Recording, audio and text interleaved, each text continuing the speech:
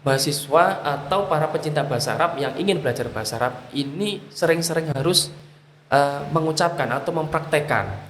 Harus kita praktekkan. Kalau semisal kita tidak punya kawan, kita bisa kok belajar bisa belajar di depan cermin. Seperti apa yang pernah saya lakukan di kala waktu itu. Kita belajar melalui cermin. Kita berkaca, Cermin. kita berkaca di depan, kita mempraktekkan berkomunikasi seperti saya mengucapkan ana ilham ana min Banyuwangi. Nah, ana Hmm, adrusu al-lughatil arabiyyah fi Jami'ah Darussalam Blok Agung Banyuwangi. Jadi kita praktekkan di kala waktu itu di cermin, di di cermin cermin di kala tersebut. waktu itu. Dan sampai hari ini pun saya terkadang kalau di depan cermin itu dengan juga masih berbicara sendiri Hmm. sendiri ya. Ini dalam mereka masih mempraktekkan.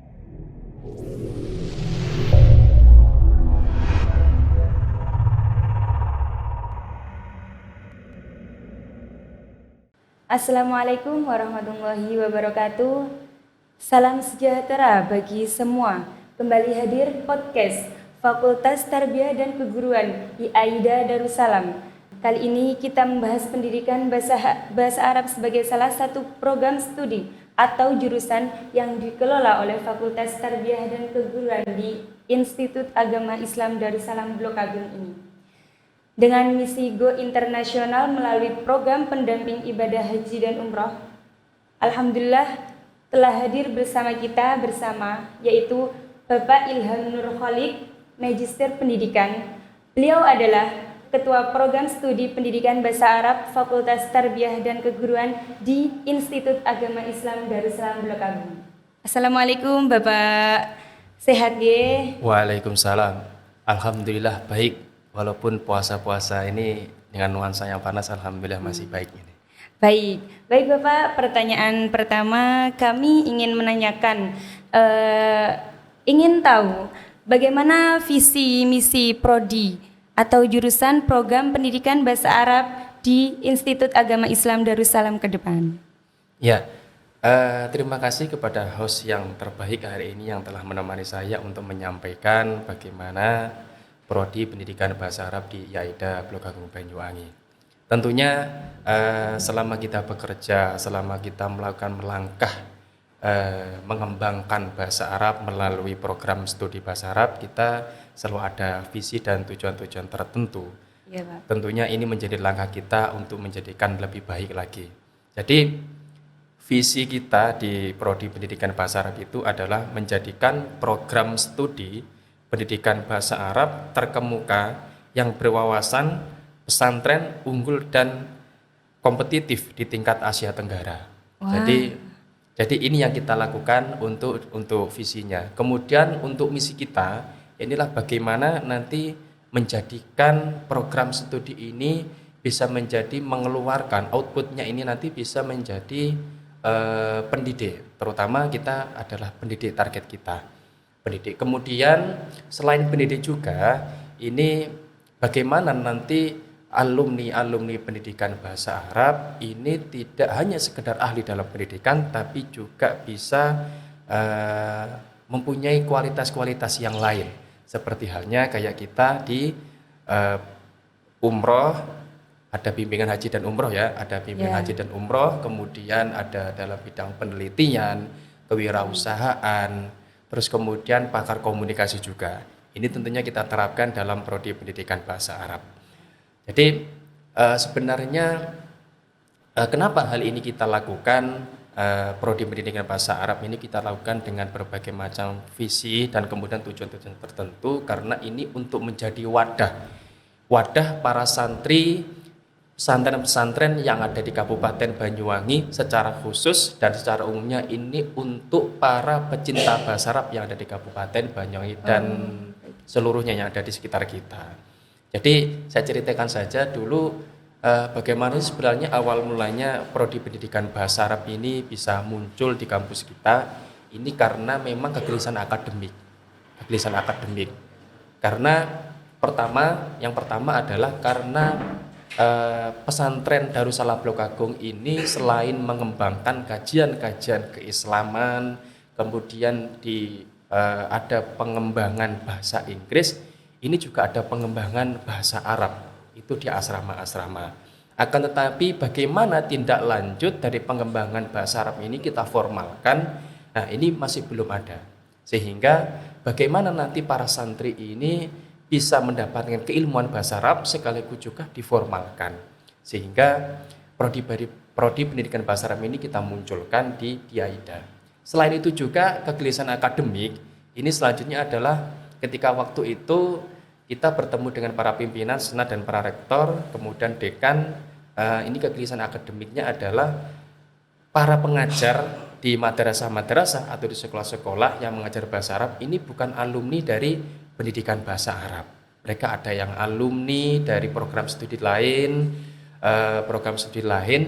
walaupun mereka itu sebenarnya juga pinter bahasa Arab, lulusan dari pesantren mana gitu. Sehingga bagaimana ini nanti bisa mewadahi mereka-mereka yang dari pesantren, kemudian dari para masyarakat ini yang ingin mengembangkan atau cinta dalam pendidikan bahasa Arab atau pengembangan dalam bahasa Arab. Seperti itu. Wah, keren sekali ya Pak visinya sampai ke Asia Tenggara gitu. Ya. Semoga tercapai ya Pak. Amin, amin, amin. Untuk Bapak sendiri, bagaimana mencapai visi tersebut? Bagaimana apa saja upaya yang Bapak akan lakukan untuk mencapai visi tersebut ke depannya? Ya, jadi sebenarnya gini, prodi pendidikan bahasa Arab ini memang menjadi salah satu prodi terfavorit ya, menjadi terfavorit di Fakultas Tarbiyah dan Keguruan. Di Fakultas Tarbiyah itu ada 4. Ini PBA, ini urutan nomor 2 loh dari setelah MPI. Wah, jadi nomor 2 di urutannya. Ya. Jadi kenapa menjadi terfavorit? Karena dari sejak kita berdiri pada tahun 2015 dengan SK Dirjen Pendidikan Islam yang bertanggal 7 Maret tahun 2015, ini mahasiswanya ini langsung banyak, hampir sekitar 45. Ini pembukaan pertama.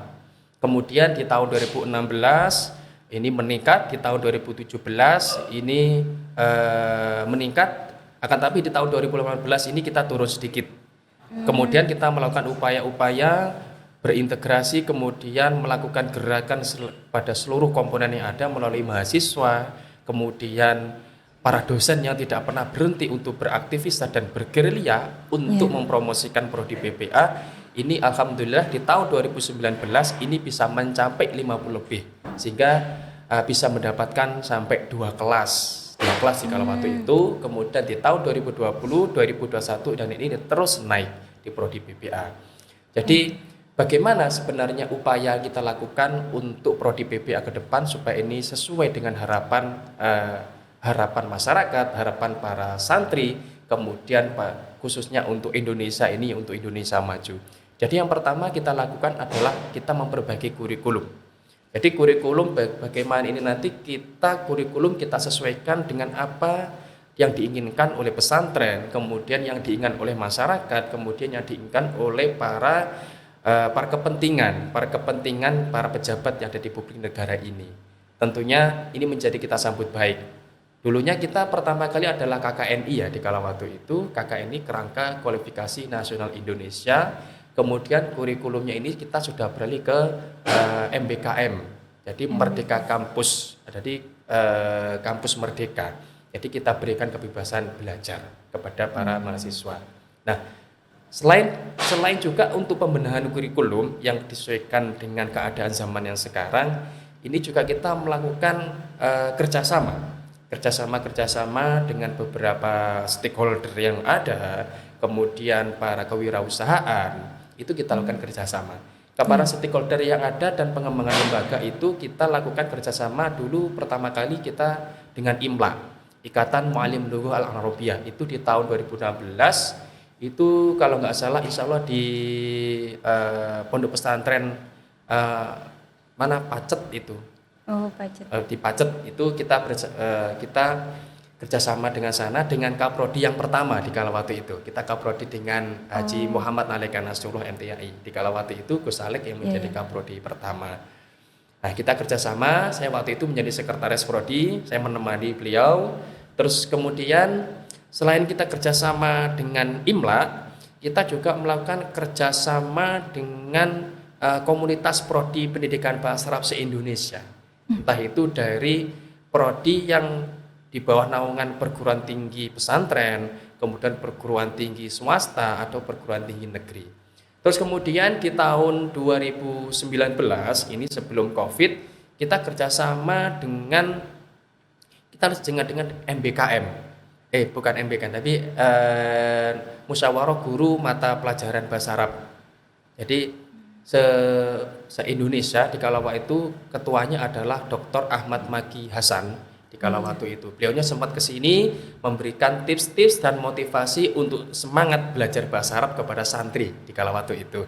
Kita menyambut baik dan itu dilaksanakan 2 hari. Beliaunya siap hadir di IAIDA itu adalah 2 hari.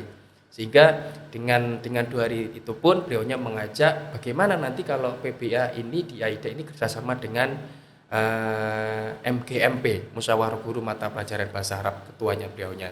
Sehingga ini berjalan terus sampai hari ini beliaunya tetap memotivasi untuk belajar bahasa Arab. Sampai hari terakhir kemarin ketika kita penutupan mata kuliah media dan teknologi pembelajaran, beliaunya menyempatkan diri untuk bisa memberikan wawasan terbaru terkait tentang media dan teknologi pembelajaran bahasa Arab yang terbaru. Ini beliaunya mengembangkan itu. Terus kemudian selain dari para stakeholder yang ada, kita juga kerjasama dengan HIPSI, Himpunan Pengusaha Santri.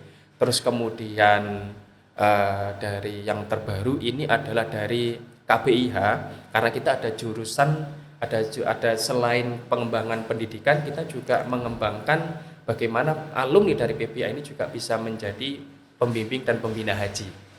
Pembina haji dan atau umroh. Jadi kita melakukan kerjasama dengan KBIH. Terus kemudian harapannya kenapa hal ini bisa kita lakukan? Karena memang selain prodi pendidikan bahasa Arab itu ahli dalam bidang pendidikan, ini mereka juga ahli dalam bagaimana nanti bisa menjadi wirausaha. Wirausaha bisa munculkan entrepreneur muda di prodi pendidikan bahasa Arab. Ini bisa menjadi bagian terpenting untuk bagaimana ini bisa berkontribusi terhadap Indonesia. Seperti itu. Wah, keren sekali ya Pak. Ya. Baiklah, kan dari yang Bapak bicarakan tadi bekerja sama dengan stakeholder yang lain. Lalu bagaimana cara Bapak sendiri untuk bersinergi dengan stakeholder Bapak sendiri untuk mewujudkan hal tersebut? Ya, jadi bagaimana cara kita bersinergi dengan para stakeholder yang ada, dengan kita melakukan kerjasama tentunya ya. Kita tentunya melakukan kerjasama dengan para stakeholder yang ada itu. Kalau yang kemarin kita ada namanya program MBKM, Merdeka Belajar Kampus Merdeka, itu kita bertukar pelajar dengan para mahasiswa. Walaupun kita mungkin tidak bisa ke sana, akan tetapi kita bisa berbagi melalui online ya, dengan virtual. Dengan virtual itu. Jadi dengan virtual kita prioritaskan karena memang kita di pesantren ini banyak sekali agenda kegiatan yang tentunya kita harus mencari jadwal untuk bisa keluar. Tapi tentunya kita keluar bisa kok. Kita keluar bisa. Baik. Menarik sekali Bapak. Bapak kalau boleh tahu lulusan dari program studi atau jurusan pendidikan bahasa Arab ini diproyeksikan menjadi apa? Seperti apa ke depannya? Ya, jadi output dari pendidikan bahasa Arab seperti yang saya sampaikan tadi, terutama ini adalah bisa menjadi pendidik atau pengajar bahasa Arab itu di tingkatan formal atau non formal. Tentunya ini menjadi hal kita prioritaskan untuk pendidik. Kemudian selain pendidik, ini juga mahasiswa output dari PBA ini bisa menjadi pembina atau pembimbing haji dan umroh. Kemudian bisa menjadi peneliti, kemudian bisa menjadi bagian entrepreneur muda untuk berkontribusi di Indonesia. Terus kemudian bisa menjadi bagian terpenting untuk bisa mengembangkan media dan teknologi di negara kita. Tentunya khususnya dalam teknologi pembelajaran. Ini harapannya ke depan. Teknologi. Ya. Baiklah, dari yang jenengan tadi proyeksikan adalah menjadi seorang pendidik. Lalu untuk mendukung program tersebut, sumber daya manusia di jurusan pendidikan bahasa Arab sendiri itu dosen dan tenaga pendidiknya itu apa saja? Potensi atau kompetensi atau prestasi atau mungkin reputasi yang sudah dimiliki oleh dosen-dosen tersebut. Ya, jadi kita untuk kompetensi atau para dosen-dosen yang kita miliki ini tentunya mereka juga lulusan dari perguruan tinggi ternama yang ada di Indonesia, bahkan ada yang lulusan dari alumni perguruan tinggi terkemuka di Timur Tengah, di Timur Tengah. Contohnya saja seperti halnya salah satu dosen kita itu ada yang alumni dari UIN Maulana Malik Ibrahim Malang yang spesialisnya adalah pendidikan bahasa Arab. Terus kemudian ada yang alumni dari UIN Sunan Kalijaga Yogyakarta, ini juga spesialis dari pendidikan bahasa Arab. Ini konsentrasinya pendidikan bahasa Arab. Kemudian ada yang alumni dari Pondok Pesantren Dalwa yang di situ juga berkompetensi untuk pengembangan bahasa Arab. Terus kemudian ada yang dari alumni Al-Azhar Mesir.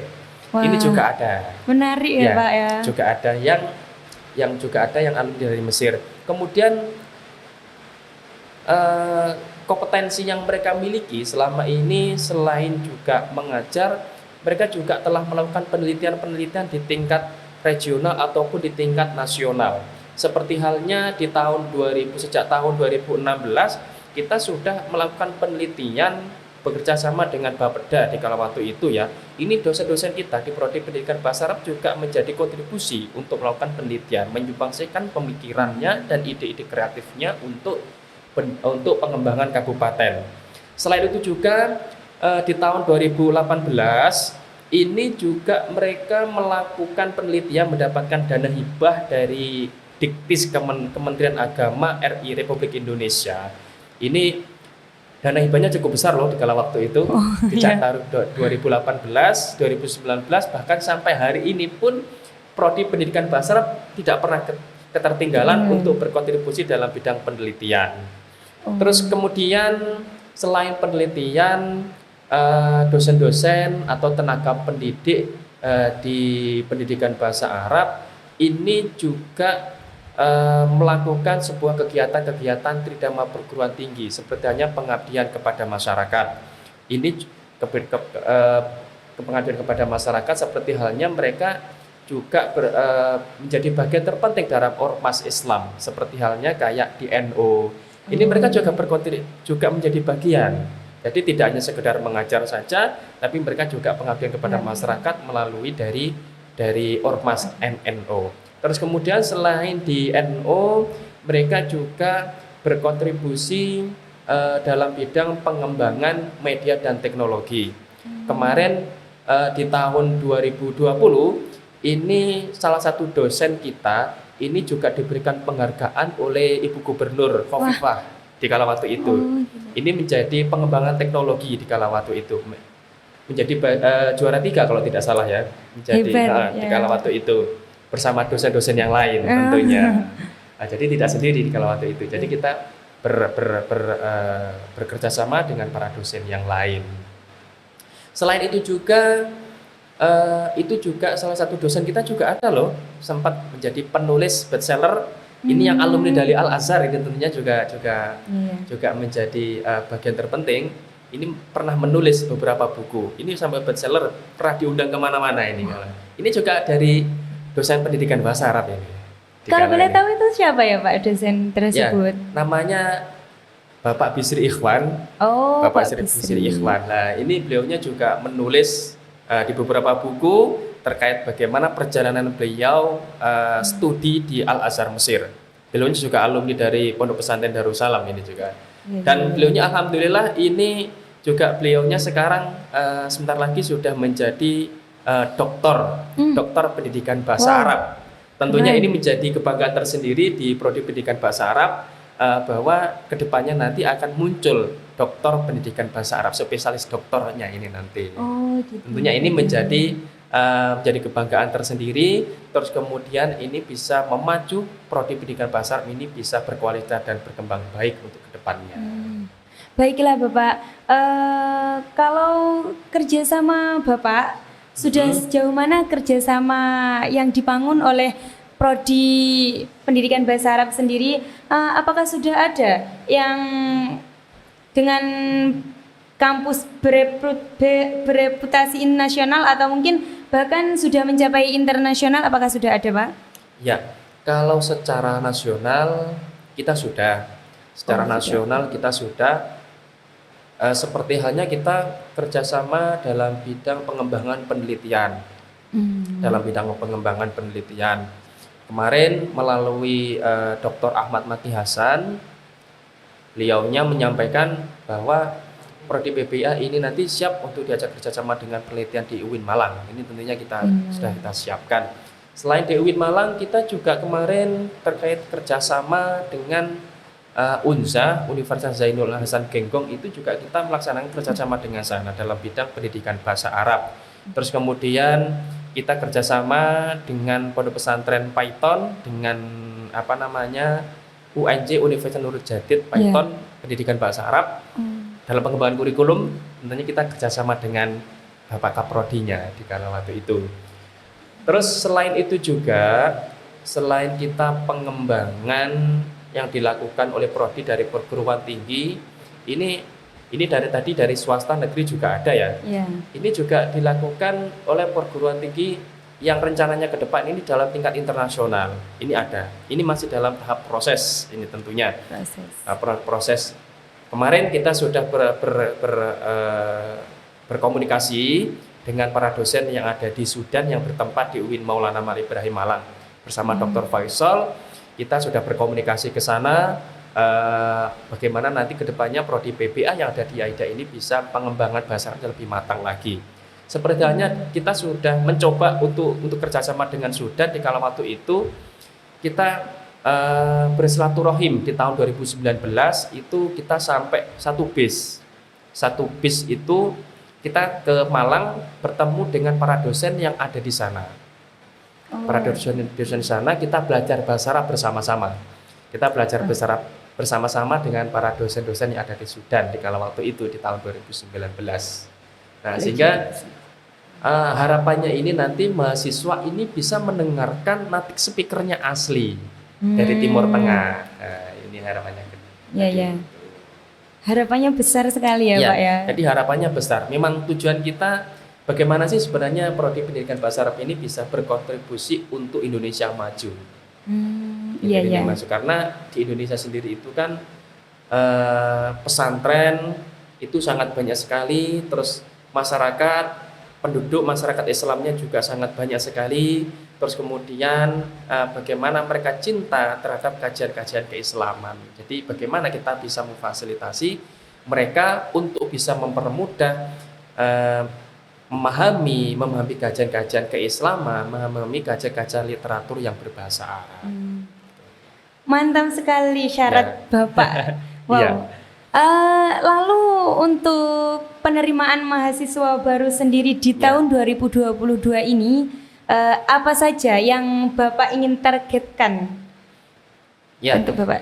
Di tahun 2022 ini kita sudah bekerja sama dengan para dosen, kita menggerakkan seluruh para dosen dan para mahasiswa untuk bagaimana bisa meningkatkan kuantitas yang ada di prodi pendidikan bahasa Arab, tentunya melalui PMB. Adakannya mereka melakukan kegiatan-kegiatan baksos, kemudian kegiatan-kegiatan mengajar pengembangan bahasa, entah itu di sekolah swasta ataupun di sekolah negeri.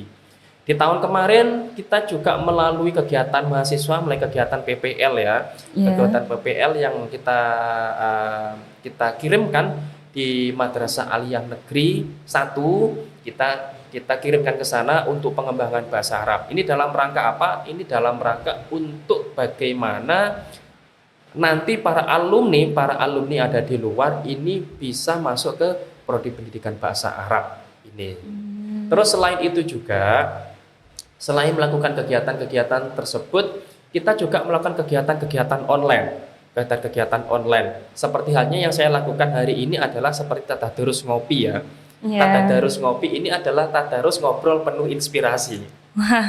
Ini kita lakukan. Ini kita lakukan dalam rangka ini memang bagaimana nanti minat mahasiswa calon mahasiswa pendidikan bahasa Arab ini bisa meningkat.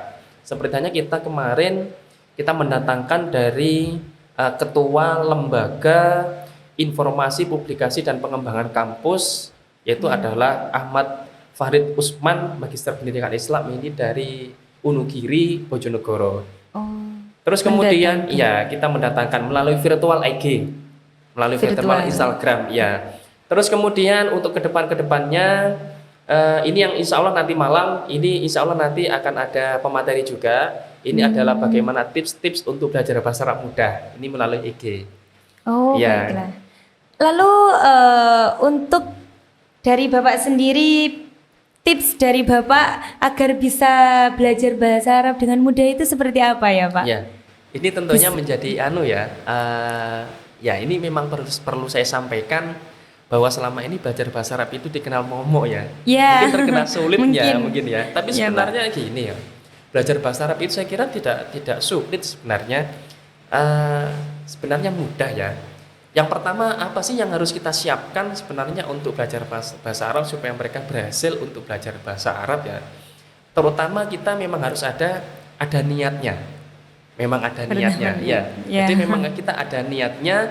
Nah, di dalam niat itu sendiri untuk belajar bahasa Arab ini tidak harus di mindsetnya ini ditanamkan bahwa bahasa Arab itu mudah.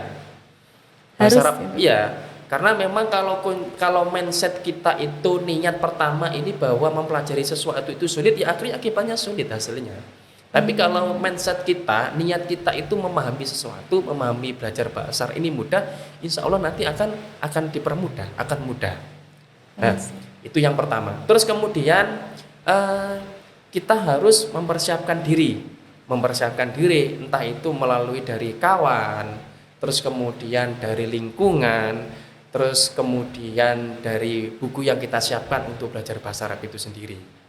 Terus kemudian selain itu juga selain dari lingkungan, kemudian dari kawan untuk bisa memotivasi, ini juga mahasiswa atau para pecinta bahasa Arab yang ingin belajar bahasa Arab ini sering-sering harus mengucapkan atau mempraktekkan. Jadi tidak perlu malu ya. Jadi kalau kita belajar hari ini kita dapat kosakata semisal dapat kosakata jami'ah semisal al-baitun kemudian akal yakulu makan, syariba yasrobu minum. Itu harus kita praktekkan dalam kehidupan sehari-hari. Harus kita praktekkan. Kalau semisal kita tidak punya kawan seperti yang saya sampaikan syarat nomor 2 tadi, kita bisa kok belajar di depan cermin seperti apa yang pernah saya lakukan di kala waktu itu. Kita belajar melalui cermin. Kita berkaca di depan, kita mempraktekkan berkomunikasi seperti saya mengucapkan ana ilham ana min Banyuwangi. Ana adrusu al-lughatil arabiyyah fi Jami'ah Darussalam Blok Agung Banyuwangi. Ana mutakharrij min Jami'ah Maulana Malik Ibrahim Malang fi lughatil arabiyyah tsumma fi Jami'ah Sunan Kalijaga Yogyakarta khususan fi ta'limil lughatil arabiyyah. Jadi kita praktekkan di kala waktu itu di cermin di kala waktu itu, dan sampai hari ini pun saya terkadang kalau di depan cermin itu dengan juga masih berbicara sendiri ya. Ini dalam rangka masih mempraktekkan. Ini dalam rangka agar biar tidak lupa dengan kosakata apa yang saya miliki selama ini. Jadi itu ya. Selain itu juga kalau memang sekiranya mahasiswa masih ada kesulitan terkait tentang lingkungan, sebenarnya kita dipermudah kok sekarang dengan adanya media dan teknologi. Jadi di teknologi di YouTube ya tentunya ini sangat banyak sekali podcast yang di situ terkait tentang pembelajaran bahasa Arab, maharoh kalamnya, maharoh istimak, qiraah, kitabah, atau bahkan dari unsur-unsur bahasa Arab seperti nahwu dan shorof, ini di YouTube ada semua. Banyak sekali sekarang itu. Jadi kemarin saya cek banyak sekali. Saya mencoba untuk belajar dari mereka para ahli-ahli yang bahasa Arab yang podcastnya ada di YouTube. Ini sangat dipermudah. Oh ya, Saya masih teringat ini waktu saya masih kuliah di UIN Sunan Kalijaga Yogyakarta di Prodi Pendidikan Bahasa Arab, saya bertemu dengan kakak saya, saudara saya yang sekarang menjadi rektor UIN Sunan Kalijaga Yogyakarta, namanya Profesor Almakin. Ini masih ada saudara dengan saya. Ini saya bertemu di rumahnya di kala waktu itu di Yogyakarta sana. Saya bertanya, oh ya Mas Prof, kalau itu masih belum profesor ya, Ya. masih belum profesor. Jadi saya bertanya, gimana sih Mas kok bisa Pak Magi ini bisa bahasa Belanda, bisa bahasa Inggris, bisa bahasa Arab. Ini 3 bahasa, ini sangat bagus sekali bahasa Arabnya. Nah, waktu itu saya tanya, gimana ini? Ya, waktu itu beliaunya menyampaikan, mudah kok sekarang itu belajar bahasa asing itu mudah, apalagi bahasa Arab. Ini saya dulu belajar bahasa Arab itu juga dari otodidak gitu. Otodidak ya. Ya, otodidak. Beliau menyampaikan bisa otodidak sekarang itu. Jadi tidak sulit sebenarnya belajar bahasa Arab itu, malah bisa otodidak. Contohnya saja kita melihat sepak bola ya. Sepak bola itu adalah native speaker-nya semisal bahasa Arab. Nah, selesai mereka pertandingan sepak bolanya dengan native speaker bahasa Arab itu di-share ke YouTube.